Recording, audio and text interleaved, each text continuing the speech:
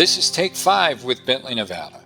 Again with us today in the studio is Chris McMillan, Senior Product Manager for Bentley, Nevada's sensor portfolio, including the Ranger Pro wireless system. Chris, welcome back. Good to be back.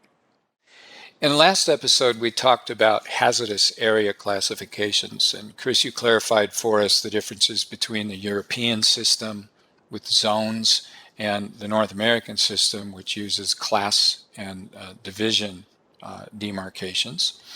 And I think where we'd like to take the conversation today is to the specific approvals that Ranger Pro has and why customers might need those.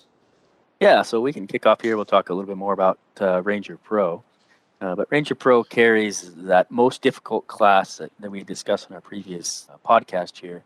And that was that class 1 or that zone 0, where it's expected to have potentially hazardous materials present continuously. So while Ranger Pro carries these certifications, it's been designed for that. It can certainly be installed anywhere in any other lower classification. So basically, it carries the highest certifications available.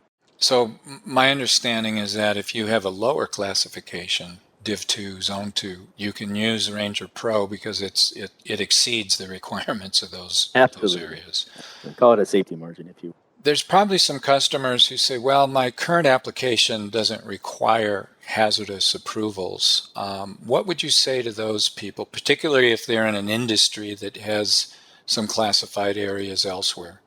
Well, certainly each site or each customer, go through an audit or look at your plants, and typically each plant will have different zones, right? There are some areas that have no hazardous concerns coming through from a gas or a flammable content perspective.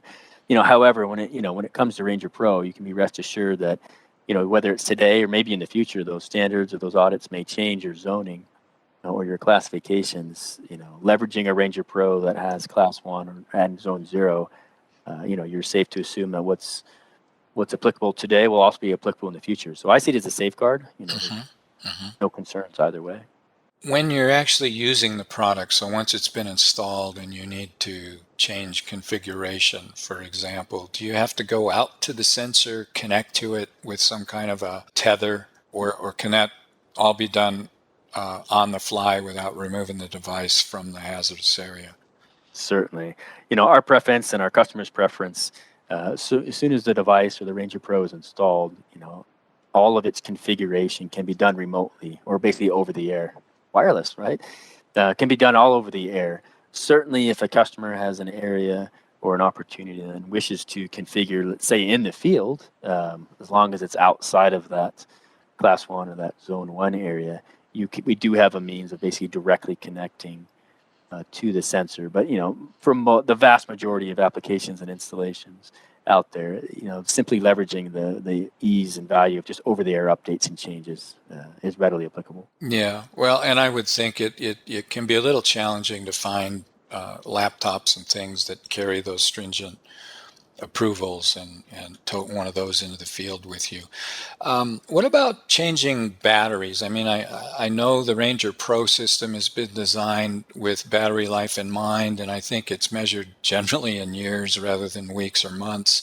But when you do, number one, what's a typical battery life? And number two, if it's in a hazardous area, how does the customer change it? Certainly. So Ranger Pro, as we said, carries the class 1 zone 0 certifications, and the way we've classified this product is we certify this with a couple of different makes of batteries that certainly Bentley Nevada provides, or we list readily on a data sheet for a customer to procure. But the hazardous rating is applicable to only these batteries that are, again, readily available. When changing a battery in the field in the unlikely event, typical battery life is about 3 years. We would always recommend, as a best practice guideline, go ahead and just simply remove the Ranger Pro device, whether it's a stud mounted device, just unscrew it, an epoxy mount, it's again another simple unscrew. Just remove it from that particular area or zone, change the battery, and then simply reinstall it. It will remember its settings and happily resume operations. Well, that doesn't sound too disruptive at all, and particularly when you consider you're probably not going to be changing that battery. I remember somebody quipped once, if you can't remember the last time you changed the battery, that's probably long enough. So that's good. Well, Chris, we, as always, love having you in the studio, and we have run up against the clock for this episode, but we're going to have you back real soon and continue talking about Ranger Pro. Does that sound like a plan? Sounds like a great plan. Okay, Chris, thanks again. This has been Take 5 with Bentley, Nevada, a Baker Hughes business.